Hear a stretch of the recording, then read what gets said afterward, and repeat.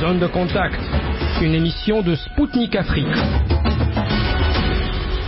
Bonjour, vous êtes à l'écoute de Spoutnik Afrique. Je suis Anthony Lefebvre et je suis ravi d'être avec vous aujourd'hui pour ce nouveau rendez-vous de Zone de contact.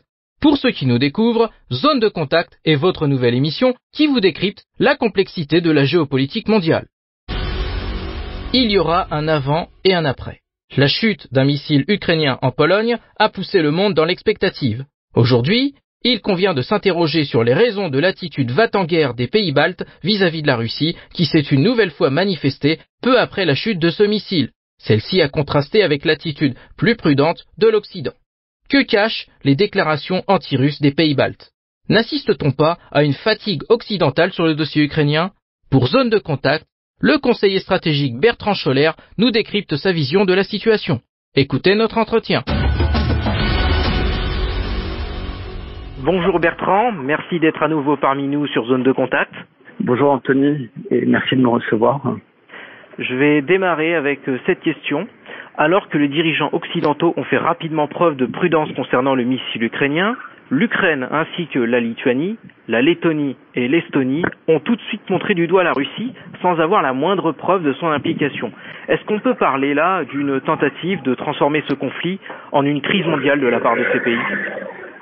Oui, c'est très clair. Je pense que chaque événement qui va arriver dans les prochains jours, mais c'est déjà le cas depuis plusieurs semaines, ils essaieront de le mettre à profit d'une part pour sensibiliser les populations occidentales et obtenir plus d'aide militaire. Mais là, ils avaient poussé le bouchon un peu trop loin, puisque avec les règles de l'OTAN, en particulier les articles 4 et 5, si jamais l'accusation était vraie, elle obligeait de facto l'OTAN à intervenir puisqu'un de ses membres était attaqué par un autre, ou en tout cas à se réunir, à prendre des décisions très fermes. Et c'est là-dessus, je pense, que ces pays ont joué, et ils ont joué là-dessus pour une raison qui paraît assez simple.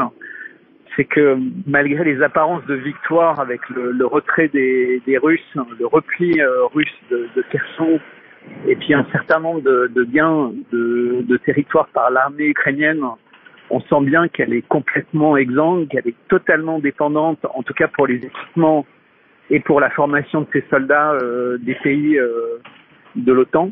Donc elle a absolument besoin que quelque chose se passe, parce que si cette aide était limitée, la paix serait quasiment instantanée, puisqu'en fait il serait obligé de faire une reddition vis-à-vis des Russes qui, je le rappelle, d'après tous les chiffres sérieux, éliminent du champ de bataille, soit sur blessure, soit par mort, entre 5 et 8 fois plus d'Ukrainiens que la réciproque, alors que les Ukrainiens utilisent des armes et des moyens de communication ultra modernes de l'OTAN.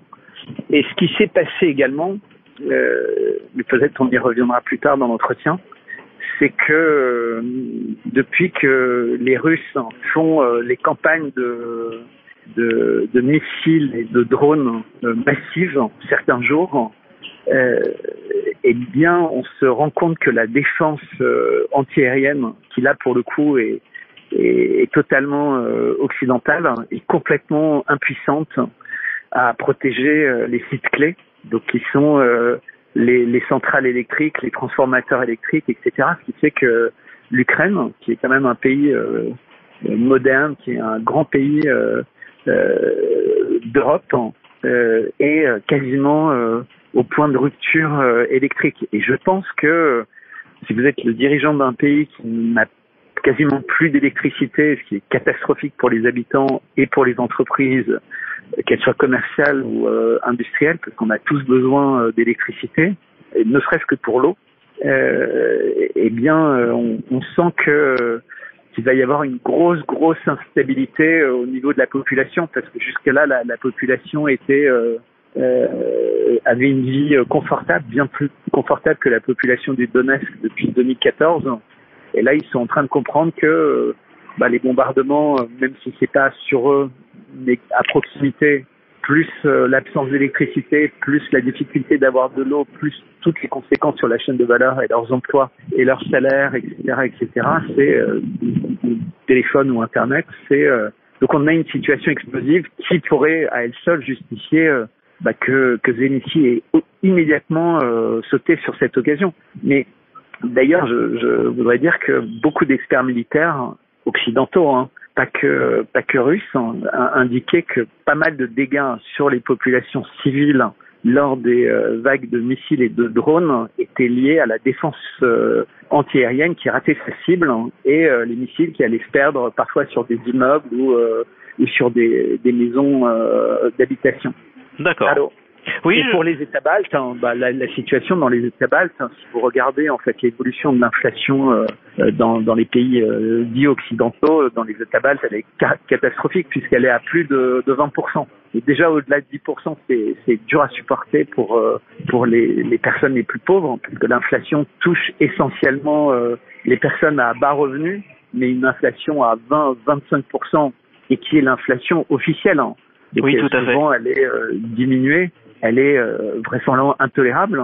Ils ont eux aussi des problèmes d'électricité. Ils ont le gaz qui est beaucoup plus cher. C'est des pays qui sont froids, donc ils essayent de trouver des solutions alternatives, mais ils commencent à souffrir. Et donc les gouvernements, comme souvent, c'est ce qu'on dit parfois en fait. Il faut une bonne guerre pour remettre les choses à plat. Donc certains gouvernements se disent après tout, pourquoi pas pousser véritablement l'OTAN à rentrer dans la guerre, comme ça justifier en fait toutes les privations à nos habitants et espérer que le sort de la guerre sera positif. C'est très politique comme décision, c'est pas du tout militaire.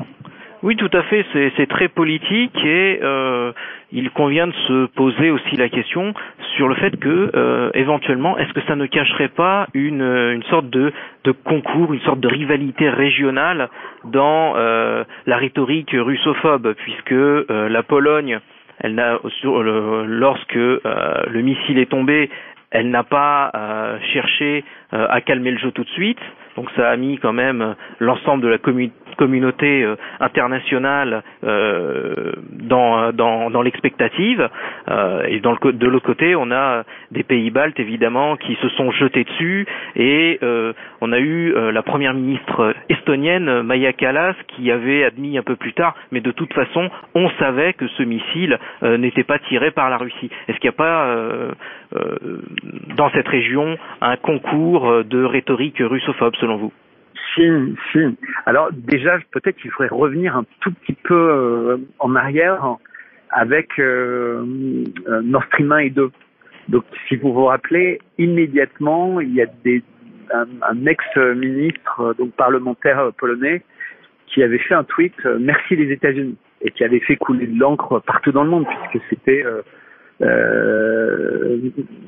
un aveu d'une personne de haut niveau pour dire les Russes sont les signataires.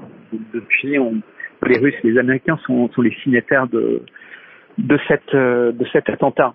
Et là, c'était un peu la même chose en fait, c'est-à-dire que le président polonais s'est pas exprimé sur la question. Donc, ce qui était la preuve que toutes les personnes qui allaient s'exprimer le faisaient un peu en électron libre pour mobiliser leurs fans, pour mobiliser leurs électeurs, pour essayer de pousser. D'ailleurs, parfois, c'est des stratégies qui sont antagonistes au sein d'un pays. Il y en a qui sont va en guerre, il y en a qui sont fait la paix, etc.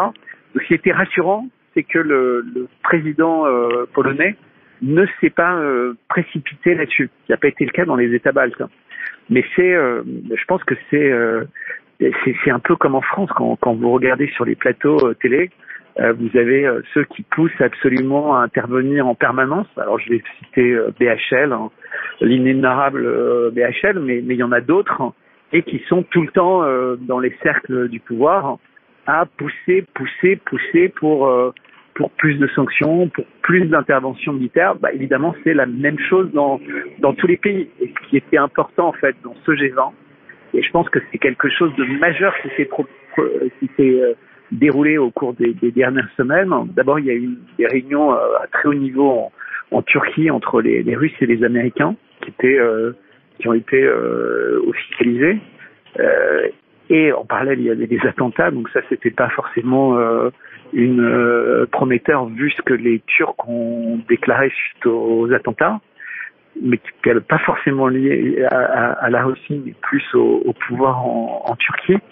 Mais je pense que les Américains comprennent, je suis étonné qu'ils comprennent ça que maintenant, que la Russie est une très très grande puissance, pas que nucléaire, qui est une armée conventionnelle extrêmement forte et qui met à mal depuis 6 mois tous les efforts conjoints de l'OTAN pour la mettre à genoux par des sanctions et par des armements de plus en plus modernes sur le front en Ukraine. Mais avec les missiles, c'est ce que je disais au début de notre échange, les Russes ont montré qu'ils avaient des armes qui perçaient tous les systèmes de défense, tous les systèmes satellites. Donc ils l'avaient déjà montré au tout début du conflit en envoyant, vous vous rappelez, ce missile hypersonique qui était allé à la frontière polonaise et qui avait détruit un camp de mercenaires. Oui, au printemps dernier, je m'en souviens, tout à fait. Mais personne à ce moment-là n'avait pensé que les Russes en avaient autant que ça en stock et qu'ils seraient capables de les utiliser de cette manière. Parce que si vous écoutiez tous les pseudo-spécialistes, ils disaient après la première vague de missiles, oh là c'est fini, ils ont fait un espèce de baroud d'honneur, et puis une deuxième, puis une troisième encore plus grande, là une quatrième hier. J'ai pas suivi trop l'actualité ce matin si ça allait continuer. Mais en tout cas, les choses les plus importantes à protéger quand vous êtes quand vous mettez en place vos défenses aériennes, ce sont les installations électriques. Elles étaient extrêmement protégées et elles ont toutes été détruites. Et donc, vous êtes un militaire américain, vous regardez ça et vous dites, aucune ville européenne n'a la moindre protection face à ça. Si jamais on dépasse la ligne rouge fixée par les Russes, c'est-à-dire que si on entre ne serait-ce qu'un tout petit peu dans ce conflit, qu'est-ce qui empêcherait les Russes de mettre toute l'électricité en Europe à genoux? Et donc je pense pas qu'ils aient vraiment l'intention de bouger, même si cette guerre n'a rien à voir avec l'Ukraine, c'est véritablement une guerre pour la suprématie, j'ai presque envie de dire pour la survie du dollar et tout ce qui va avec. Très bien. Je voudrais revenir sur une actualité qui est tombée quelques heures avant notre entretien. Donc, les services de sécurité suédois ont annoncé dans un communiqué que l'accident sur les gazoducs Nord Stream était dû à un sabotage. Début novembre, on avait un article du Daily Mail qui avait mis en cause la Russie, alors que Moscou avait formellement démenti. Et je reviens donc à cette question. Qui a intérêt à détruire ce gazoduc selon vous? Mais on en revient à juste ce que je viens de dire avant. En réalité, c'est une guerre économique qui est rentrée dans une phase militarisée. Donc il y a une guerre économique très forte qui existe depuis toujours pour que les pays qui ne produisent pas grand-chose, mais qui ont un secteur, qui ont la main sur le secteur bancaire ou sur la diplomatie mondiale ou sur les grands groupes d'assurance ou autres, et un contrôle très fort sur les pays producteurs. Et donc c'est ce qui se passe, et ça a véritablement pris toute son ampleur avec le pétrodollar, mais avec la France-Afrique, avec tout ce qui se passe partout dans le monde chez les pays producteurs et qui sont détruits en fait quand ils essayent de sortir de ce giron ou qui sont sous embargo. Donc il y a Venezuela, mais on se rappelle tous du sort de la Libye de Kadhafi qui voulait vraiment participer à l'essor de l'Afrique, de la Syrie de Bachar al-Assad qui voulait que le gazoduc soit un gazoduc iranien et pas un gazoduc qatari, etc., etc. Et les pressions d'ailleurs sur l'Arabie Saoudite quand elle dit qu'elle veut rejoindre les BRICS et travailler de façon de plus en plus étroite avec la Russie. Et donc le gazoduc entre la Sibérie et l'Allemagne, qui a été financé essentiellement par la Russie, mais il y a des partenariats très forts et de gros investissements de quelques sociétés européennes, crée un lien extrêmement fort entre l'Allemagne et la Russie. Et sachant que l'Allemagne est qui est véritablement la troisième puissance mondiale après les États-Unis et la Chine, et c'est une puissance industrielle considérable, et c'est surtout un pays qui a une balance commerciale très forte. Mais ce succès de l'Allemagne est en très très grande partie liée à cette énergie qu'ils peuvent acheter à la Russie dans d'excellentes conditions. Et donc, si vous voulez survivre, entre guillemets, quand vous êtes américain, à la résistance des Russes, à l'essor qui s'accélère sans cesse de la Chine, mais vous êtes obligé d'essayer de faire d'une pierre plusieurs coups. Et donc, donc depuis toujours, les Américains avaient dit, et Biden l'a dit quasiment quand il a pris le pouvoir, on trouvera le moyen de faire que ce gazoduc n'existera plus si la Russie entre en Ukraine. Mais c'était une manière de dire, ce sera par rapport à un acte de guerre que commettrait la Russie, et ça serait les conséquences. Mais Trump avait essayé également par tous les moyens d'empêcher. Parce qu'en fait, si l'Europe se rapproche de la Russie, c'est même plus la Chine ou les États-Unis qui avaient la possibilité d'être les plus puissants acteurs du monde, économique, social, militaire, etc. C'était cette grande Europe avec la Russie. Et donc, en détruisant en fait ces gazoducs, on empêche quasiment définitivement cette possibilité, parce que même le reconstruire, ça impliquerait d'obtenir de la Suède, etc., ou de réparer, que la Suède joue le jeu de l'Allemagne et de la Russie. Donc ça paraît peu probable maintenant qu'ils veulent rejoindre l'OTAN. Et donc c'est une manière en fait de mettre l'Europe sous la coupe du gaz de schiste américain, qui est le seul gaz disponible en grande quantité pour remplacer le gaz russe. Sauf que c'est du gaz liquéfié qui arrive par méthanier, qui a très peu de méthaniers qui sont disponibles, et surtout il n'y a pas de capacité d'accueil et de traitement de ce gaz quand il arrive en Europe. Et il est beaucoup plus cher. Et il crée donc forcément une distorsion de la concurrence, puisque comme nos prix Nobel de l'économie français, allemand, comme j'aime à les nommer, viennent de réaliser qu'en fait les industriels américains payaient 4 ou 5 fois moins cher le gaz que le prix auquel il était proposé aux Européens, qui en plus avaient à le transporter et à l'assurer, et c'est extrêmement compliqué. Donc l'industrie allemande va énormément souffrir, on le voit pas encore maintenant, mais ça va être de pire en pire, et d'une façon générale toutes les industries. Donc l'Europe va souffrir. Les Américains, si vous regardez, la croissance est repartie aux États-Unis, mais c'est tiré par l'industrie de l'armement, par la médecine et par les énergies. Et donc eux réussissent, ils se sont achetés entre guillemets du temps pour essayer de trouver une solution face à cette émergence considérable et à cette solidité de la Russie que personne n'avait anticipé côté occidental, hein, puisque tout le monde pensait que la Russie pouvait s'écrouler et qu'après, comme à l'époque de Yeltsin, l'Occident allait servir en gaz et en Russie, en gaz et en pétrole en territoire compliqué. Oui, tout à fait. Et ce matin, juste, il semblerait que les Turcs aient annoncé qu'ils ne laisseraient plus passer les pétroliers russes par le Bosphore, et je crois que c'est lié à des contraintes d'assurance. C'est-à-dire que les assureurs anglais, les Lloyds, etc., n'assureraient plus le trafic dans le Bosphore si le pétrole russe continue à passer. Donc c'est pas véritablement une décision politique des Turcs, mais c'est quasiment quelque chose qui leur a imposé pour des raisons d'assurance, qui à 80% sont contrôlés par la City de Londres. Oui, tout à fait.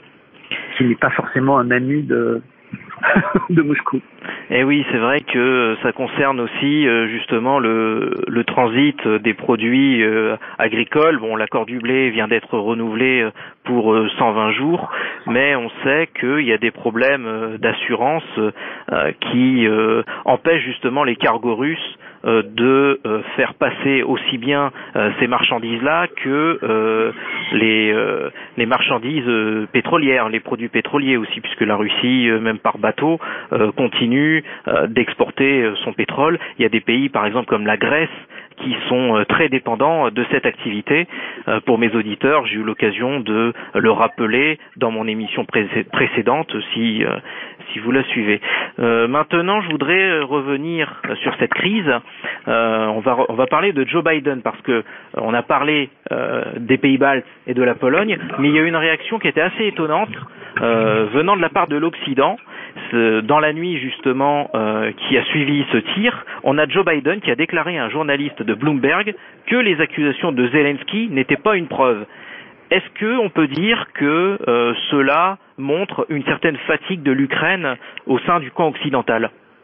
Alors bon, déjà, quitte à être un peu caricatural, mais tout ce que dit le président américain, j'ai beaucoup de respect pour les États-Unis, m'étonne toujours parce qu'il a l'air d'être un peu déconnecté parfois de la réalité dans ses propos, dans sa tenue, etc. Les Américains, puissance numéro 1 au monde, a quand même un président qui est pas véritablement au sommet de sa forme. Mais ça étant dit, je pense que quand il s'exprime, en fait, il exprime ce que pense ce que beaucoup de gens appellent l'État profond américain, donc l'État démocrate, et c'est effectivement une forme de réticence vis-à-vis de Zelensky. Mais il y a eu 3 ou 4 épisodes comme ça au cours des 2 derniers mois où il y a eu des petites phrases où les gens se sont dit « Ah, est-ce que c'est un signal pour dire qu'ils vont lâcher Zelensky ?» Et puis ça n'a jamais eu lieu. C'est-à-dire que dans la foulée, ils annonçaient beaucoup plus de livraison d'armes, beaucoup plus. Donc c'est un espèce de poker menteur qui a lieu en permanence, qui est on négocie secrètement d'un côté, on fait croire qu'on va lâcher, qu'on va mettre en place quelqu'un qui va être plus sympa, donc montrer votre bonne volonté en prolongeant l'accord sur les produits céréales. C'est vraiment on est dans un espèce de jeu multiforme où il n'y a pas de règles, où il n'y a pas de respect des règles, où il n'y a pas de respect des signatures, où il n'y a pas de respect des alliances, où il y a un respect de rien du tout. Donc j'écoute avec beaucoup de distraction toutes ces petites phrases parce qu'en général elles disent l'inverse de ce qu'on pourrait croire qu'elles disent. Donc quand il dit ça, c'est une manière de montrer qu'il est très honnête vis-à-vis de Zelensky, que Zelensky a menti, etc. Mais ça va lui permettre d'être très malhonnête sur autre chose en fait. C'est ce qu'on a vu dans le domaine médical avec Fauci pour le citer. De temps en temps en fait, il faisait preuve d'énormément de bon sens, il disait des choses qui étaient franchement formidables et les gens se disaient ah super, il change. Et puis dans la foulée, c'était une volée de bois vert et l'inverse de tout ce que tout le monde espérait. Donc moi je serais les gens qui vous écoutent, je me dirais les gens qui mentent, quand ils ont l'air de dire la vérité, c'est qu'ils s'apprêtent à mentir encore plus. Justement, je vais revenir sur Volodymyr Zelensky comme vous venez de l'évoquer. Il a déclaré hier qu'il ne savait plus à qui les missiles appartenaient, même après que la responsabilité directe de Kiev ait été écartée par l'OTAN quand Jens Stoltenberg a fait sa déclaration. Alors dans ces cas-là, une question se pose. Pourquoi Zelensky persiste-t-il à mentir?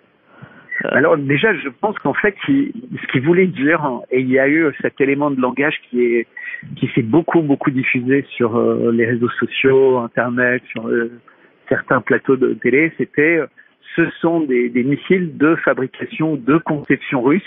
Donc les Russes auraient pu quelque part en prendre le contrôle à notre insu et créer cet incident. Donc c'est un espèce de truc complètement tiré par les cheveux, mais qui est entre guillemets un dernier échappatoire qu'il pourrait avoir du genre. C'est un peu comme ce qui s'était passé avec l'avion de la Malaysian Airlines. Oui, le MH17, dont d'ailleurs le verdict. Et moi, je me rappellerai toujours de ce patron de la com de l'armée russe qui présente factuellement comment fonctionne ce type de missile, les radars, l'identification de l'avion, etc., pour expliquer par A plus B que ces missiles sont partis au moins 50 km à l'intérieur de la zone contrôlée par les Ukrainiens. Et malgré toutes ces évidences, en se rattachant au fait que c'était d'origine russe, contre toute logique, c'est les Russes qui ont été incriminés par les enquêtes. C'est une absurdité incroyable. Oui, tout à fait. C'est encore une fois, on est dans un monde de politique, de spectacle. Et vous avez Elon Musk qui s'en est amusé. Je sais pas si vous vous rappelez, mais vous allez comprendre l'analogie. Au tout début, quand il a repris la boîte, il y avait des médias qui attendaient devant pour voir quel scandale il allait se passer. Et il y a deux personnes qui sortent avec des cartons. Et donc tous les médias vont les interviewer. Ils disent on fait partie de l'équipe de data analyst, on a été virés. Et en fait, c'était juste des types qui avaient vu qu'il y avait des caméras et qui se sont amusés. Personne n'avait été viré à ce moment-là. Et ça a été repris par tous les médias. Et ces gens sont devenus, entre guillemets, dans l'imaginaire collectif, des icônes, les premières personnes virées. Et quand le canular a été démasqué, mais quasiment quelques heures après, évidemment, personne n'a rétropédalé ou tout petit. Et là, Elon Musk a fait un tweet dans lequel il est avec ces deux personnes et il dit, c'est ma plus grande erreur, entre guillemets, de m'être séparé d'eux. Et d'ailleurs, ils reviennent au bercail. Vous avez des milliers de personnes qui commentent en insultant Elon Musk parce qu'ils continuent à croire que c'est des gens qui s'étaient fait virer et qu'Elon Musk est un con. C'est exactement ce qui se passe avec Zelensky. C'est-à-dire qu'il y a des millions de personnes qui ont entendu que c'était des missiles russes, qu'il y en a 50 fois moins qui vont entendre que même les Américains, tout le monde dit que c'est pas vrai. Et donc Zelensky, il continue à surfer là-dessus. Vous savez, c'est toutes ces règles bien connues de manipulation des masses. C'est-à-dire que le premier feu d'artifice du mensonge va masquer quasiment éternellement la vérité auprès de la plupart des gens. Je vais poursuivre sur... Je suis long dans mes développements, désolé. Non, je vous laisse vous exprimer comme je le fais avec chaque invité, il n'y a pas de souci là-dessus. Pour mes auditeurs, pourriez-vous expliquer en quoi consiste l'activation de l'article 4 de l'OTAN et que se serait-il passé si l'article 5 était appliqué dans le pire des scénarios? Et dans le cas le plus extrême, est-ce que l'hypothèse d'un conflit direct avec la Russie aurait été réaliste? Alors, déjà, l'article 4, c'est un article qui est purement formel. C'est-à-dire, s'il se passe quelque chose, tous les pays membres doivent immédiatement se réunir pour analyser ce qui s'est passé et prendre des décisions adaptées à l'enjeu d'un événement. Ça, c'est l'article 4. Donc, ça dit rien. Ça dit, il faut qu'on se réunisse. Donc ils l'ont fait, plus ou moins informellement, mais ils l'ont fait. Ils étaient de toute façon quasiment tous réunis à ce moment-là en Indonésie. En revanche, l'article 5, c'est complètement différent. C'est si un des membres de l'OTAN était en guerre avec n'importe quel pays, automatiquement, tous les autres membres de l'OTAN doivent rentrer en guerre avec ce pays. Et donc, et c'est pour ça que tout à l'heure j'ai insisté sur le fait que le président polonais n'a pas réagi ni surréagi au moment de l'événement. Au contraire, elle est restée calme. Donc il y a pas mal de gens en Pologne de haut niveau qui ont beaucoup réagi, ou en Estonie, mais le président n'a pas dit on est en guerre avec la Russie. Et parce qu'en fait, il suffisait qu'un État membre se considère en guerre et agisse comme étant en guerre pour que cet article 5 se mette en principe en place automatiquement. Mais compte tenu de tout ce que je vous ai dit depuis le début, je pense qu'il trouverait le moyen de faire immédiatement un cessez-le-feu. Donc de dire oui, on est en guerre, mais on fait un cessez-le-feu, parce qu'ils ont peur de cette escalade. Je pense qu'il y a une véritable prise de conscience au plus haut niveau dans les différents pays de ce qu'est aujourd'hui la Russie, et pas que sur le plan nucléaire, mais ce qu'est la Russie sur le plan économique, sur le plan social, sur le plan patriotique, sur le plan évidemment militaire, et sur sa stratégie et cette manière complètement incroyable pour les gens en Occident de mener à bien une opération spéciale qui a été annoncée longtemps avant, puisque dès octobre 2021, Poutine prévient que s'il n'y a pas d'évolution en Ukraine sur un certain nombre de points, ils seront obligés d'agir. Personne ne l'a pris au sérieux. Et ben voilà, la Russie a agi quand elle a compris que si elle le faisait pas vite, c'était l'Ukraine qui allait accélérer les choses. Parce que si on regarde les jours précédant l'opération du lancé le 24 février, depuis une dizaine de jours, la massification de troupes ukrainiennes et de bombardements sur les lignes de front du Donbass était en train de devenir exponentielle. C'est-à-dire qu'on n'était pas du tout dans la direction d'un cessez-le-feu.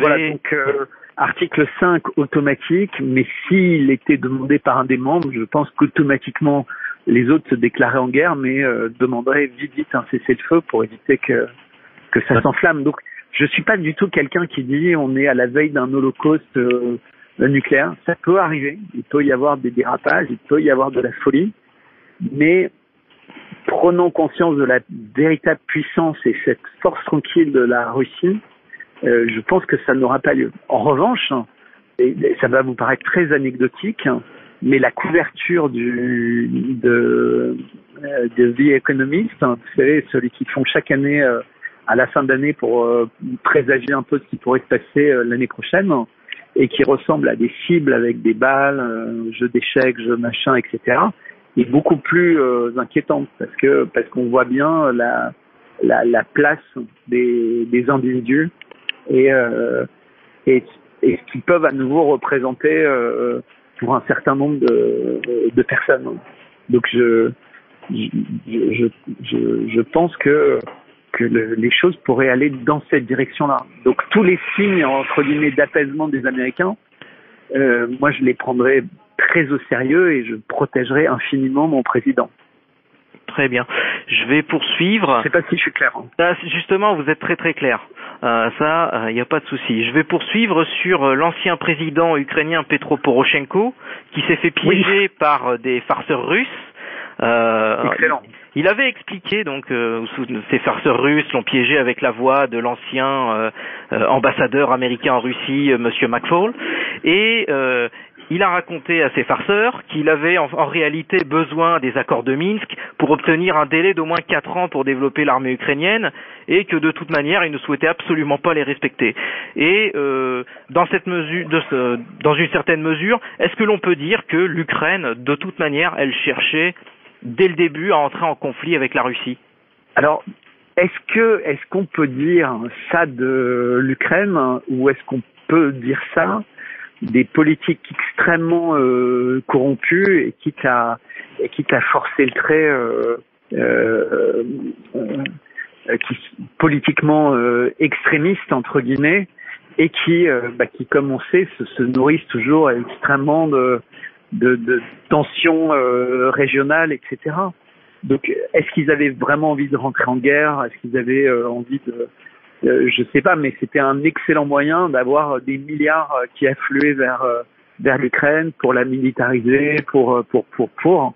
Et il y a beaucoup de corruption, semble-t-il. C'est-à-dire que même maintenant, l'Europe reconnaît pas du tout à mot couvert qu'il faut qu'ils fassent attention en continuant à envoyer de l'argent parce qu'il y a beaucoup de corruption, etc.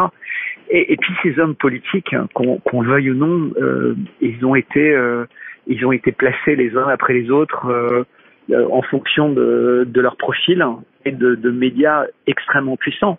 Vous savez, juste après la chute, entre guillemets, enfin après l'épisode de Mesdames, ça avait commencé bien avant, mais les principaux médias ukrainiens ont été contrôlés. J'avais vu, c'était Oliver Stone qui avait fait un reportage super intéressant et qui concluait en montrant la manière avec laquelle un certain nombre de milliardaires, un certain nombre de gens dont le nom est assez corrosif aujourd'hui dans pas mal de parties du monde comme Soros et autres, ont investi des dizaines ou des centaines de millions avec l'Open Society pour lancer des médias, pour en détruire d'autres. Et puis on a aussi le cas des biolabs, dont on malheureusement il faudra attendre longtemps avant d'en avoir le permettre, mais tout ça s'est passé pendant les années Poroshenko. Donc c'était aussi beaucoup d'argent, beaucoup de secrets, beaucoup de choses extrêmement dangereuses qui ont été mis entre les mains des Ukrainiens pendant des années. C'est une bombe à retardement pas tellement par rapport à la guerre qu'elle représente, mais par rapport à toute cette espèce de risque très très négatif pour l'humanité. Parce que si réellement il y a des choses qui est violable, et je ne demande qu'à croire que c'est absolument faux et que c'est une invention des Russes. Franchement, je rêve que c'est le cas. Mais si c'est pas le cas, mais c'est absolument épouvantable. Et je comprends pourquoi les Chinois étaient extrêmement énervés lors du vote aux Nations Unies. Vote d'ailleurs où, de façon assez minable, la France a voté contre une enquête sous le patronage du Conseil de sécurité de l'ONU. En quoi est-ce qu'on peut avoir peur, nous, la France, d'une enquête sur l'existence et ce qu'étudiaient des laboratoires militarisés en Ukraine ou ailleurs d'ailleurs. Oui. Surtout après l'épidémie du Covid, dont l'origine est suspecte. Oui. Je vais revenir sur donc je vais dans plein de directions, désolé, tout ça est passionnant. Ah mais je veux que les gens qui nous écoutent à la télé comprennent, c'est que tout est lié. C'est pas juste plein de choses qui ont l'air séparées et qui sont arrivées par hasard. C'est que malheureusement, en fait, il y a une vraie constance, entre guillemets, dans ce qui se passe depuis beaucoup de temps et qui s'accélère depuis quelques années. Et je pense que l'humanité a beaucoup de chance que, comme l'a dit Lavrov au tout début de l'opération spéciale, la Russie se soit levée et dit non parce que là tout devenait complètement fou. Et ça s'arrête pas d'ailleurs. Oui, ça on voit qu'il y a une certaine continuation, mais justement avec cet événement avec la chute de ce missile ukrainien, est-ce que l'on peut s'attendre à ce que les Américains poussent davantage Kiev à négocier avec les Russes? Je poursuis. Ces derniers jours, on a eu un article du Washington Post qui avait affirmé que Washington poussait Kiev à négocier avec les Russes. Est-ce que on peut croire cette éventualité ou non? Non, parce que c'est pas du tout la problématique, c'est pas une problématique de paix. C'est malheureusement une paix qui est finalement qui est souhaitée par les Russes, mais qui ne sera jamais acceptée et jamais acceptable pour les autres, puisque c'est un problème de monnaie, c'est un problème de domination du monde. Parce qu'il y a tout un système qui ne peut exister que s'il a une véritable domination, c'est-à-dire un monde globalisant, unipolaire, avec un banquier, une monnaie unique, etc., etc. Mais je pense que ce que veulent les Russes, et ce qu'ils sont en train de démontrer au quotidien, avec ce qui se passe en Afrique, avec ce qui se passe un peu partout dans le monde, c'est-à-dire un monde qui prend conscience de l'intérêt d'être beaucoup plus multipolaire, et d'avoir des alliances ponctuelles plus intéressantes et plus constructives pour eux. Enfin, je vous rappelle que la dernière décision qui a été prise aux Nations Unies, donc qui était pour sanctionner la Russie et pour éventuellement confisquer des biens de la Russie. Oui, pour les réparations pour exiger des réparations. Le Mali a voté contre. Et pas que, de nombreux pays africains. Voilà, il y a eu de nombreux pays qui ont voté contre. Eh oui. C'est considérable. Je pense pas que les personnes réalisent ce que ça veut dire qu'on soit passé de 5 pays qui votaient contre à 13, dont la Chine. Tout à fait. La Chine a voté contre. Et pour nos auditeurs, je rappelle, je l'avais évoqué dans le numéro précédent, il y a également d'autres pays africains qui se sont abstenus de voter cette résolution. Je rappelle aussi, dont l'Algérie qui s'est voté pour. Oui. C'est considérable parce qu'être en dessous des 100, c'est ce qui montre l'échec complet des pressions diplomatiques. Parce que jusqu'à là, arriver à 100, c'était extrêmement facile aux Nations Unies pour l'empire du bien, entre guillemets. Oui, oui. On va justement revenir, comme vous dites, à l'empire du bien. Le chef d'état-major américain Mark Milley a estimé peu probable que l'Ukraine puisse déloger militairement la Russie des territoires qu'elle occupe, y compris la Crimée. Comment voyez-vous l'issue de ce conflit? Alors déjà, c'est une manière de dire, et ça c'est plutôt une bonne chose, que la Russie est chez elle, entre guillemets, en Crimée et dans le Donbass. Quand il dit y compris la Crimée, ça veut dire qu'il inclut les territoires actuellement pris du Donbass, mais qui font partie de la Russie maintenant. De fait, d'un point de vue russe, c'est la Russie. Tout à l'heure, vous me demandiez pour l'article 5 de la Constitution de l'OTAN, les Russes ont les mêmes articles concernant leur république. Et donc, c'est dans la Russie, et personne n'a intérêt à pousser trop loin le bouchon rouge, enfin la ligne rouge. Mais ce que ça veut dire, surtout, c'est que ils ont conscience que cette frontière, là, elle est stabilisée comme ça, puisque ça correspond véritablement à l'intérêt stratégique de la Russie, puisqu'en fait, les seuls endroits d'où arrivent des armes, c'est la Pologne, et avec la frontière telle qu'elle est sur le Dniepr et au Donbass, vous imaginez tous les kilomètres qu'il y a à faire en train ou en camion pour y arriver. Et avec moins d'électricité, avec peut-être moins facilement des raffineries, etc., ça va devenir de plus en plus difficile d'équiper et de ravitailler le front pour l'Ukraine. Et donc, on arrivera à un moment où le château de cartes, entre guillemets, va s'effondrer. Et très, très vite, en fait, on peut imaginer avec surtout la mobilisation de 300 000 soldats russes, ces frontières pourraient changer pendant l'hiver, mais considérablement, et s'approcher assez vite d'Odessa, mais en arrivant par le nord, pas forcément en traversant le Dniepr, parce que si vous regardez la géographie, c'est pas très malin de vouloir aller à Odessa depuis Kherson, parce qu'il y a tellement de rivières sur le chemin, et il vaut mieux arriver d'ailleurs. Et donc on va voir ce qui va se passer, mais je pense que le général Millet, il a aussi des stratèges qui regardent et qui savent bien que cette situation, finalement, elle pourrait satisfaire éventuellement la Russie en termes de partition, et ça permettrait à tout le monde de trouver un accord.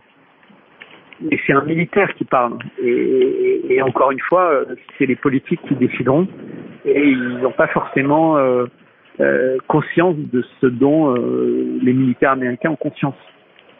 Donc moi, je ne pense pas à court terme qu'il va y avoir la paix, et je pense qu'il va falloir encore beaucoup de mauvaises surprises du côté occidental avant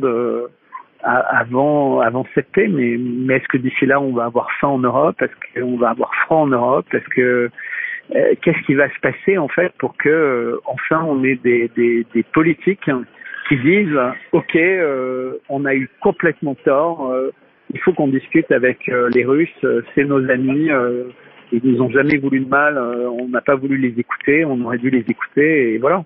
Mais c'est comme un enfant qui énerve ses parents et qui prend une fessée et puis qui devient mature et qui comprend que les parents avaient eu raison de le punir ou de lui donner une fessée. Mais maintenant, vous savez, en Occident, on n'a plus le droit de donner une fessée. Donc oui, en fait, on comprend pas en fait ce que fait la Russie, mais qui essaie de nous parler comme un enfant. Donc ils sont même pas méchants en fait, ils retiennent les coups, c'est une petite fessée. Mais on comprend pas en fait. Et imaginez ce que je dis, mais c'est vraiment important que les gens comprennent toute cette retenue de la Russie depuis le début. C'est-à-dire qu'ils ont accepté d'avoir beaucoup de pertes militaires, mais pour éviter de faire ce qui a été fait par l'OTAN en Yougoslavie, ce qui a été fait par les Américains en Irak, etc. C'est-à-dire tuer des centaines de milliers de vies. Ça a l'air caricatural ce qu'on dit, oui, alors que ce qu'on dit c'est la vérité. Et c'est tout ce que d'autres personnes disent en s'exprimant sur ce conflit qui est complètement caricatural et qui n'a aucun sens. Il n'est même pas logique. C'est ça qui est terrible.